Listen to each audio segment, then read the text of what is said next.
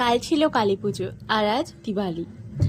কালী পুজো মানেই চারিদিকটা যেমন আলোতে সেজে ওঠে, তেমনই কিন্তু আমরা আমাদের বাড়িগুলোকে বিভিন্ন লাইটে সাজিয়ে তুলি, বা মোমবাতি বা প্রদীপ দিয়ে। সে কারণে কালী পুজোর আগের দিন চলে গেছিলাম দোকানে লাইট কেনার জন্য।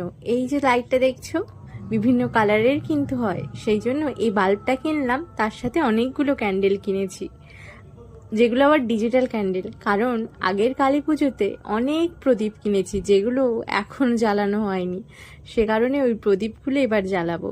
তার সাথে সাথে এই লাইটগুলো এবার কিনলাম, কেমন হলো জানিও কিন্তু।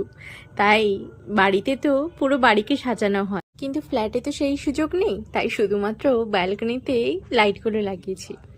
আর এই যে ক্যান্ডেলের লাইটে দেখো, বুদ্ধদেবের মুখটা এত সুন্দর, উজ্জ্বল আর শান্ত লাগছে, দেখেই মনটা ভরে যায়, তাই না?